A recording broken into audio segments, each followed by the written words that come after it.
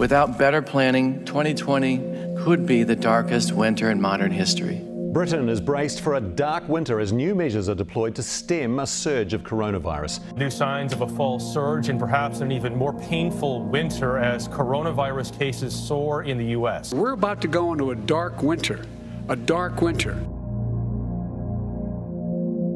This message is for anyone who has concerns about the upcoming U.S. elections, the potential for chaos and civil unrest, or those who fear what a second wave of COVID-19 could mean for the future of humanity. If you have found this message on your own, please share it with your friends and family. If someone you care about recommended this to you, please watch it and do so with an open mind.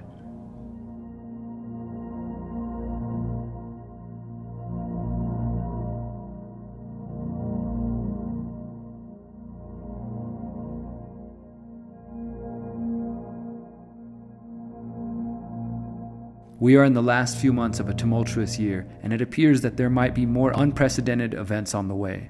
As we near election 2020, it's important to step back and analyze the potential plans of the predator class. Specifically, it's important to understand a number of recent government simulations and exercises. First, let's look at the exercise known as Event 201.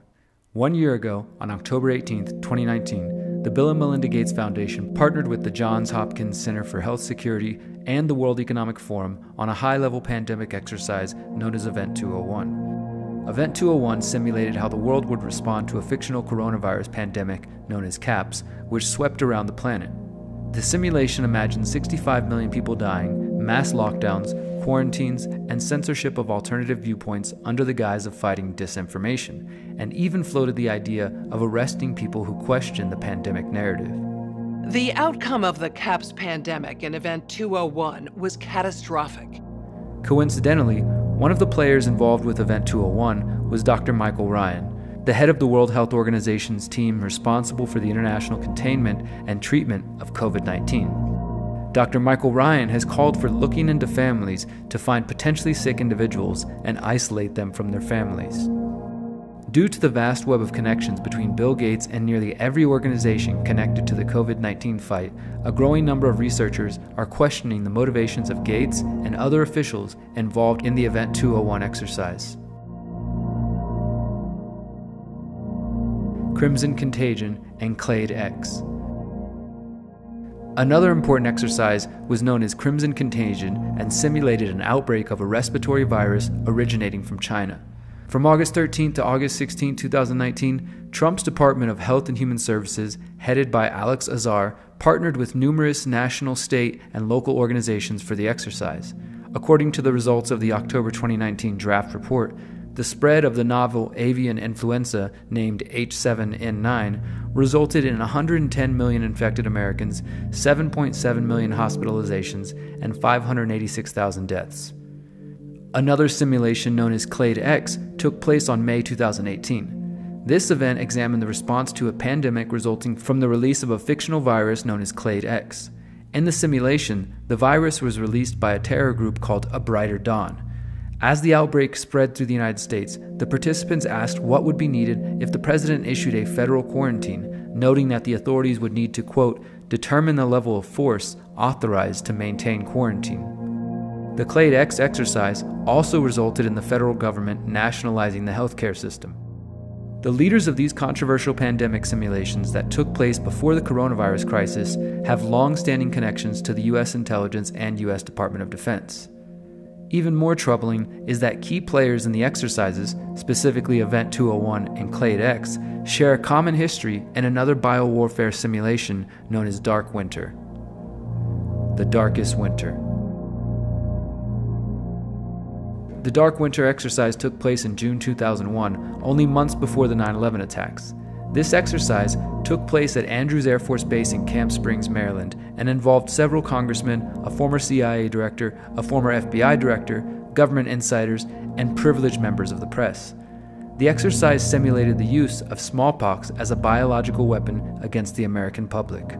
During the Dark Winter exercise, authorities attempted to stop the spread of dangerous misinformation and unverified cures, just like with the Event 201 simulation. Dark Winter further discusses the suppression and removal of civil liberties, such as the possibility of the president to invoke the Insurrection Act, which would allow the military to act as law enforcement upon request by a state governor, as well as the possibility of martial rule. The script says martial rule may, quote, include, but are not limited to, prohibition of free assembly, national travel ban, quarantine of certain areas, suspension of the writ of habeas corpus, and/or military trials in the event that the court systems become dysfunctional. What is important to know is that Dark Winter was largely written and designed by Tara O'Toole and Thomas Inglesby of the Johns Hopkins Center, along with Randy Larson and Mark Demir of the Analytic Services Institute for Homeland Security. O'Toole, Inglesby, and Larson were directly involved in the response to the alleged anthrax attacks which took place in the days after September 11, 2001. These individuals personally briefed Vice President Cheney on Dark Winter. Coincidentally, Event 201 was co-hosted by the Johns Hopkins Center for Health Security, which is currently led by Dark Winter co-author Thomas Inglesby. Tara O'Toole was also a key player in the Clade X simulation. The name for the exercise comes from a statement made by Robert Cadleck, a veteran of the George W. Bush administration and a former lobbyist for military intelligence and intelligence contractors. In the script, Cadleck states that the lack of smallpox vaccines for the U.S. population means that it, quote, could be a very dark winter for America. Angie, it means it could be a very dark winter for America. Cadleck is now currently leading the HHS's COVID-19 response and was also involved in the Trump administration's 2019 Crimson Contagion exercises. Eerily, Cadleck's statements in the 2001 exercise were recently repeated nearly word for word by Richard Bright, former director of Biomedical Advanced Research and Development Authority. Bright was recently celebrated as a whistleblower who attempted to hold the Trump administration accountable during the COVID-19 battle. However, while speaking in front of Congress, Bright stated, "Without better planning, 2020 could be the darkest winter in modern history." Now, maybe Bright is simply a concerned scientist warning about the potential for more sick people, but his use of the phrase darkest winter is hard to ignore here. When hearing the statements from Cadleck and Bright, we ought to consider the corporate media's promotion of a potential second wave of COVID-19. Bill Gates and other influential pundits and health authorities have consistently warned about a second wave which was slated to arrive in the fall of 2020. As of mid-October 2020, reports are beginning to come in that cases are on the rise. This is what makes the statement from Richard Bright all the more concerning. This leads us to a number of recent simulations of the 2020 US election which have resulted in chaos and potential civil war. It would be easy to dismiss these exercises as politically driven fantasy if the people involved had not already publicly advised their candidates not to concede the election under any circumstances. Most recently, media reports indicated the Transition Integrity Project held a number of exercises simulating what might happen in the event that Donald Trump loses the 2020 election but refuses to leave office. The TIP itself is a secretive group made up of never-Trump neocon Republicans and Democrats associated with the Obama administration and Hillary Clinton. The Boston Globe reported that the TIP met in June to simulate the 11-week period between Election Day on November 3rd and Inauguration Day on January 20th, 2021. The exercises state that, quote, Trump and his Republican allies used every apparatus of government, the Postal Service, state lawmakers, the Justice Department, federal agents, and the military to hold on to power, and Democrats took to the courts and the streets to try to stop it. The TIP envisioned one scenario where Trump wins and Biden refuses to concede and instead asks for a recount and makes several demands, including to give statehood to Washington, D.C. and Puerto Rico and divide California into 5 states. In the exercises, Joe Biden is played by John Podesta, Hillary Clinton's 2016 campaign manager and the chief of staff to former President Bill Clinton. The simulations essentially end in a constitutional crisis where there is no clear president and the Supreme Court, or possibly the military, play a deciding role. This unprecedented event could be disastrous for American life, as it is very likely that activists from both sides of the vote would take to the streets to protest what they believe is a theft by their opponents. And if you think protests and fights between extreme leftists and extreme right-wingers are contentious now, just wait until they both feel shafted during the presidential election. Those opposed to Trump will claim Biden won and Trump is attempting to steal the election and create a fascist dictatorship. The Trump supporters will say the satanic radical leftist Democrats are attempting a coup to establish a communist police state. The results will be neighbor turning against neighbor, family members disowning one another, and some political activists may escalate their tactics from protest to violence. Other groups were similarly engaged in war games that predicted complete chaos in the United States on Election Day, as well as the imposition of martial law. This includes the Operation Blackout simulations conducted by the US-Israeli company Cyber Reason. The company has considerable ties to the US and Israeli intelligence community. Operation Blackout involved hackers taking control of city buses around the US, crashing into voters waiting in line at polling stations, hacked traffic lights causing accidents, and the release of deep fakes to manipulate the public. The simulation resulted in the cancellation of the 2020 election and the imposition of martial law. While Donald Trump continues to stoke the flames of division and uncertainty surrounding election 2020, the establishment is also preparing for the possibility of martial law in response to this chaos.